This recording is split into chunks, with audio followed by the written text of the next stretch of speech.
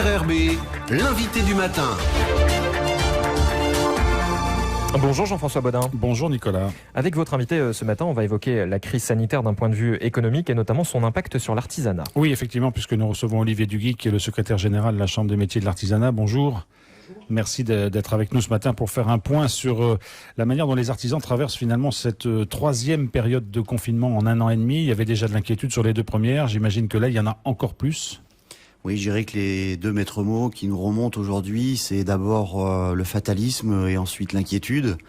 Le fatalisme parce que tout le monde savait qu'à un moment ou un autre, on allait se retrouver dans cette situation. Donc je crois que nos artisans, ils ont réagi comme ils savent le faire, avec une certaine agilité. Malheureusement, on est au 3e confinement, donc je sais pas, un certain nombre d'habitudes déjà avaient été prises sur la mise en place des gestes barrières, les fermetures administratives, puisqu'on est dans le même dispositif que celui qu'on avait connu en début d'année. Donc sur la gestion, je dirais, quotidienne de la crise, on sait ce qu'il faut faire. Les artisans savent ce qu'il faut faire et ce qu'il ne faut pas faire. En revanche, la différence par rapport aux 2 situations précédentes, c'est la sortie de crise qui paraît beaucoup moins évidente, avec plus d'incertitudes. Cette inquiétude, évidemment, de ne pas redevenir Covid-freeze, qui semble évidemment maintenant complètement incontournable. Et puis donc, le peu de perspectives sur l'avenir. On sait qu'en 2020, après la levée du confinement, il y avait eu une reprise assez soutenue, notamment dans le secteur du bâtiment. Moins déjà sur le confinement de 2021 où la situation économique générale était beaucoup plus morose.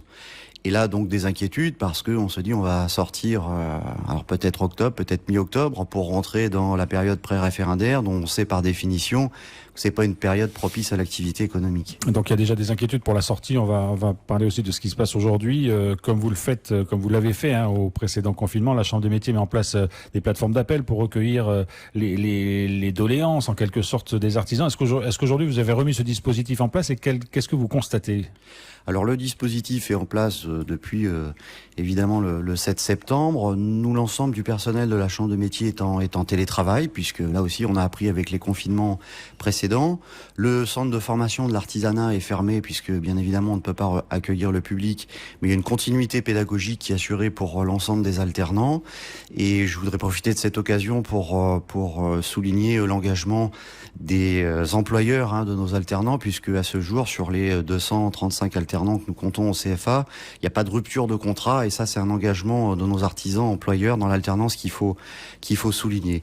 Pour les services qui sont proposés, donc il y a bien sûr le numéro vert que tout le monde connaît, qui est le 05 03 03. En tapant 2, on accède directement à nos collaborateurs de la Chambre de métier. Donc là, on a une équipe d'une vingtaine de personnes qui est totalement disponible. Tous les numéros habituels de la Chambre de métier qu'on peut retrouver soit par l'annuaire, soit par notre site internet sont actifs. Et donc, il débouche sur un de nos conseillers. Et puis, un email spécifique qui a été réactivé, qui est tout simple, c'est assistance@cma.nc. Alors, la première chose que doivent faire les artisans qui sont dans la difficulté, c'est de solliciter les aides directes qui sont mises en place. Et c'est déjà pour eux une bouffée d'oxygène. Ces aides directes, elles sont indispensables. Quand on regarde les chiffres de 2020 et du début 2021, on voit très bien que d'abord elles ont bénéficié à plus d'un artisan sur 3, ce qui est important, mais aussi que s'il n'y avait pas eu ces aides, un certain nombre d'entreprises n'auraient pas tenu, parce que ces aides permettent à un grand nombre simplement de tenir. Mais le fil se tend, et le fil maintenant est vraiment très ténu.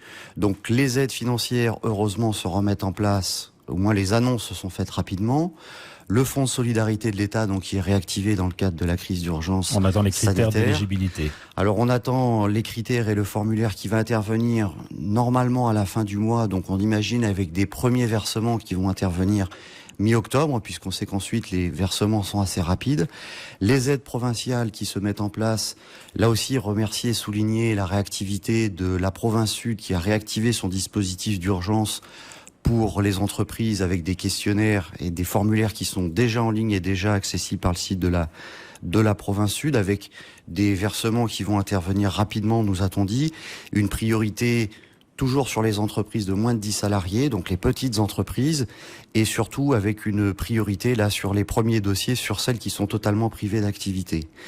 En province Nord, la province Nord nous annonçait qu'elle remettait également réactiver son dispositif pour l'aide à la prise en charge, pour les patentés pour la prise en charge du RUAM. L'Assemblée de province doit en délibérer cette semaine. Et puis également dans la province des îles, l'Assemblée de la province des îles doit se réunir la semaine prochaine pour indiquer quelles seront les aides qui peuvent être sollicitées. Alors Olivier Duguy, j'allais dire, malheureusement les artisans connaissent aujourd'hui tout ce dispositif d'aide qui existe parce qu'ils y ont déjà eu recours et ils vont pouvoir à nouveau y recourir.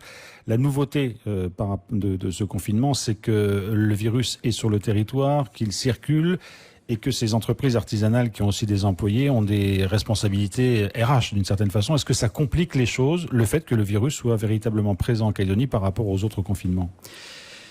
Oui, alors c'est très utile de le rappeler parce que quand on parle de l'artisanat, on pense patenté, on pense entreprise individuelle, on pense artisans qui travaillent seuls. Alors c'est vrai pour près de 80% des artisans, mais il y a quand même dans le secteur de l'artisanat près de 1500 entreprises qui emploient, ce qui représente 6000 salariés, donc 10% de l'emploi salarié. Donc nous avons aussi des artisans qui sont employeurs et gestionnaires RH, quand ils le peuvent.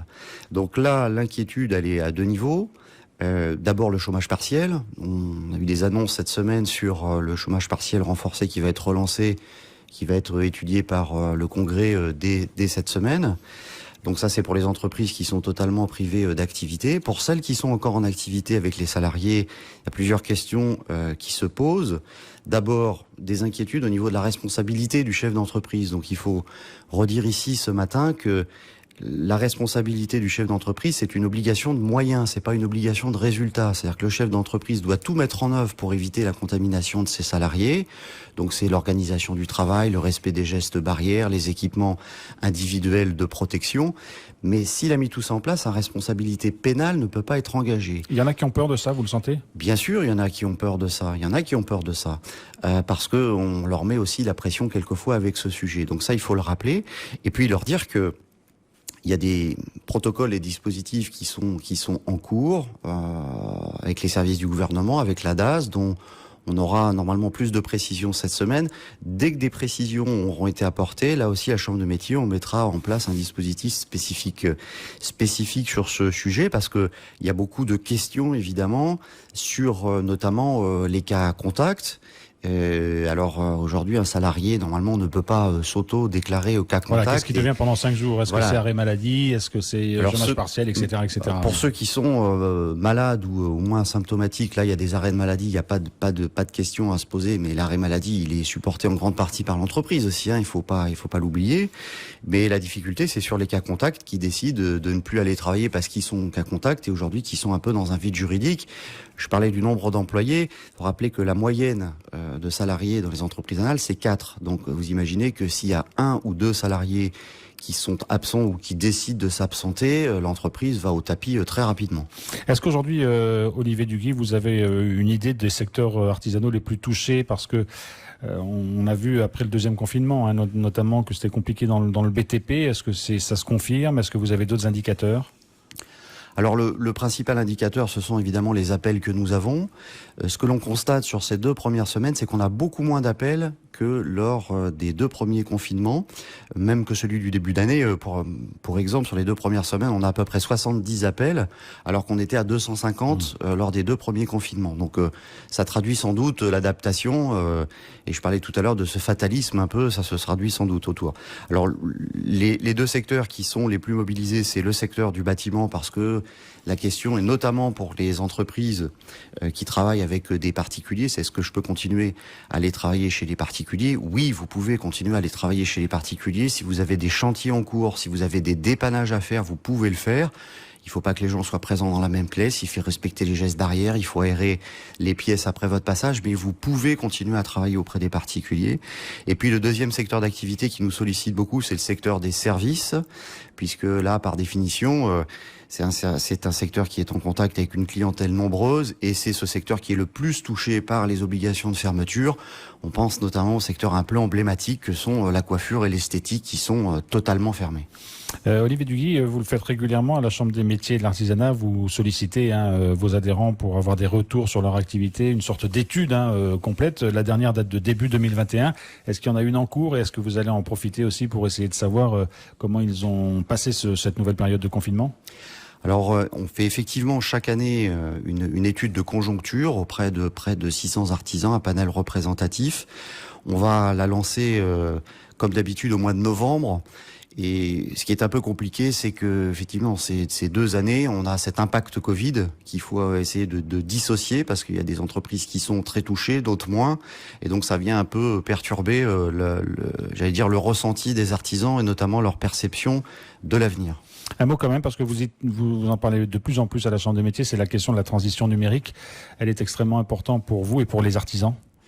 On a vu que dans le plan de relance qui a été mis en place en métropole, cet aspect de la transition numérique et de l'accès aux outils numériques a été particulièrement important.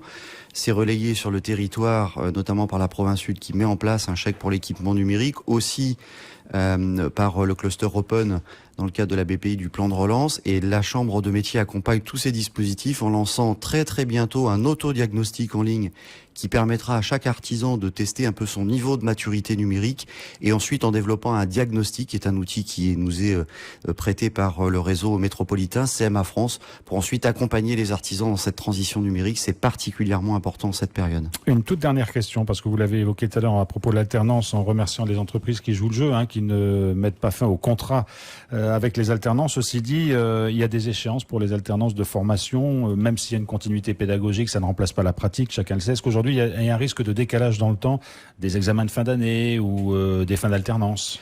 Aujourd'hui, ça n'est pas prévu. Les examens, pour nous, se déroulent majoritairement au mois de novembre, donc on a encore un petit peu de temps. Mais c'est vrai que quand on parle de continuité pédagogique, en alternance, c'est difficile. L'alternance, c'est l'école du geste, donc on maintient sur un peu les matières générales, mais sur les gestes, c'est un petit peu plus difficile. Et si vous me permettez, peut-être un mot aussi pour les chefs d'entreprise, pour parler un peu de la vaccination, parce qu'on n'en a pas parlé. Donc, dans le débat sur la vaccination, on parle beaucoup de l'obligation qui est faite aux salariés. Je veux rappeler quand même aux chefs d'entreprise qui nous écoutent, aux artisans, rappeler qu'il y a des obligations qui vont entrer en vigueur au 31 octobre pour un certain nombre d'entreprises et que les artisans, même s'ils ne sont pas salariés, ils risquent d'être concernés, notamment ceux qui interviennent en sous-traitance ou en fournisseur. Donc là aussi, il faut préparer cette sortie, ne pas hésiter à aller se faire vacciner. On sait très bien que 43% de nos chefs d'entreprise ont plus de 50 ans, donc ils font partie de la population qui est vulnérable et concernée. Donc il faut se préserver et préparer l'avenir, la suite de son activité. C'est aussi penser à la vaccination. Olivier Duguy, merci beaucoup d'avoir été avec nous ce matin. Merci.